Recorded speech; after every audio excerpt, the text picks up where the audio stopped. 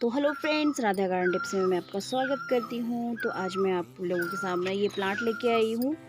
पहले भी मैं ये प्लांट लेके आई हूँ आपके बीच में। तो ये है क्रेसुला सरमेंटोसा।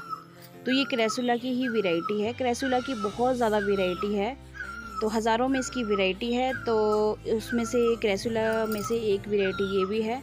तो ये वाला जो प्लांट है ये लैगी लैगी हो जाता है, तो मैंने इसमें स्टिक लगाई हुई थी। तो अभी खैर ये लैगी नहीं दिख रहा होगा आपको, क्योंकि मैंने इसकी सारी कटिंग काट के यहाँ लगा दी है।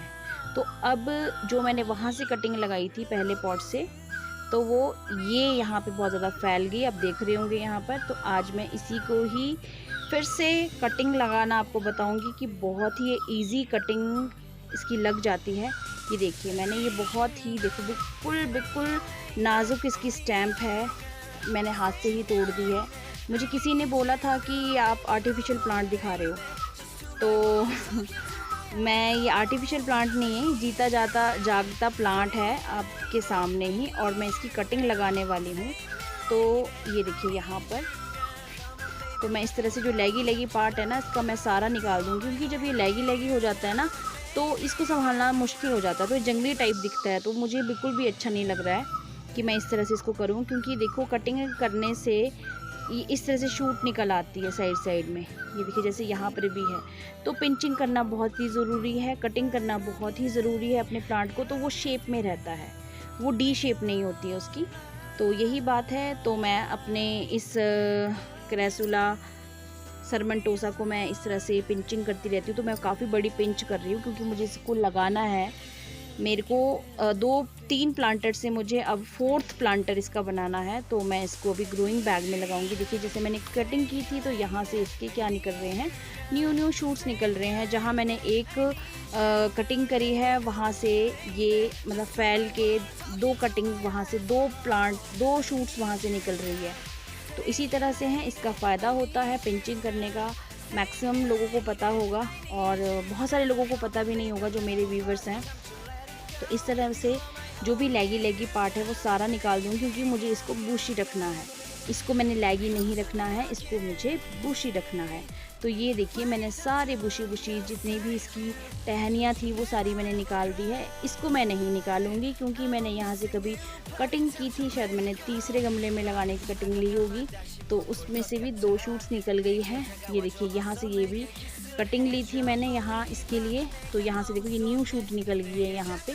तो यहाँ से कटिंग करने से एक के दो शूट बन जाती है, एक शूट की 2 शूट हो जाती है। तो तभी पिंचिंग का फ़ायदा है। तो ये वाला मौसम बहुत ही अच्छा है, अभी बरसात का मौसम बहुत ही अच्छा है प्लांट्स के लिए, और न्यू शूट्स इसमें निकलती है। तो इसी तरह से हैं, अभी मेरे 3 प्लांटर बन गए हैं। आज मैं बनाऊंगी चौथा प्लांटर। तो ये देखिए, मैंने यहाँ पे नॉर्मल गार्डन सॉइल और गार्डन कंपोस्ट ले लिया है, और नीचे से मैंने पत्तियाँ भी इसकी रिमूव कर रही हूँ मैं, क्योंकि इसकी थोड़ी थोड़ी पत्तियाँ रिमूव कर देनी है इस तरह से, क्योंकि पत्तियाँ अगर सड़ जाएगी तो फिर हमारी कटिंग नहीं लगेगी नीचे। तो अगर जितना हमने ज़मीन में इसको डालना है, उतना हमने इसकी पत्तियों को निकाल देना है इस तरह से। तो मैंने इसकी नीचे की सारी पत्तियाँ रिमूव कर देनी है, जो कि मिट्टी के अंदर डालनी है। और जितना जितना प्लांट मिट्टी के अंदर जाएगा, उसकी पत्तियाँ रिमूव कर देनी है वहाँ तक, क्योंकि ये है सेकुलेंट प्लांट। अगर पत्तियाँ इसके नीचे रहेगी, कोई सी भी प्लांट की अगर नीचे रह जाती हैं पत्तियाँ, मिट्टी के अंदर चली जाती है, तो वो गल जाता है। पत्तियाँ जब सड़ेगी तो फिर आपके रूट में आपकी रूट्स ख़राब हो सकती है, वो रूट भी सड़ जाएगी। तो इस तरह से है, छोटा सा होल मैंने कर दिया है, और मैंने सारी कटिंग्स को एक साथ यहाँ पे लगा दिया है। तो आपने ज़रूरी नहीं है कि मैंने एक साथ लगाया है तो आपको भी एक साथ लगानी है सारी कटिंग, ज़रूरी नहीं है। आप अलग अलग तरीके से इसको लगा सकते हो, एक अलग अलग कटिंग आप इसको लगा सकते हो। मैंने तो इकट्ठी लगा दी है ना, क्योंकि मुझे तो इस प्लांट को इस तरह से ही रखना है। जैसे आपको अच्छा लगता है आप उस तरह से कर सकते हो। तो ये देखिए यहाँ पर कितनी अच्छी लग गई है ये कटिंग। और ये है जैसे कि सेकुलेंट प्लांट। तो आपने मेरा हिंदुस्तान नर्सरी विज़िट, मैं ना डिस्क्रिप्शन बॉक्स में इसकी केयर टिप्स वाला वीडियो भी डाल दूँगी, और नर्सरी विज़िट वाला भी वीडियो डाल दूँगी। तो वहाँ पे देखना, नर्सरी में ये प्लांट आपको 350 रुपये का पड़ेगा। और जो कि हमने एक बार लाया है कहीं से। और खैर मैं उस नर्सरी से तो नहीं लेके आई थी इस प्लांट को, मैं कहीं और से लेके आई थी कि मैंने तो बहुत ही सस्ता लिया था। पर बड़ी बड़ी नर्सरियों में ये प्लांट बहुत महंगे मिलते हैं और महंगे प्लांट को आप मल्टीप्लाई कर सकते हो घर पे ही, इसी तरह से जैसे मैंने किया है।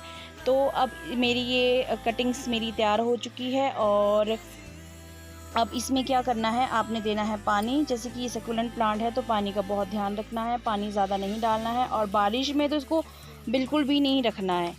तो इसी तरह से हैं, फिर मिलती हूँ मैं नेक्स्ट वीडियो में इसी तरह से प्यारी प्यारी कटिंग्स के साथ।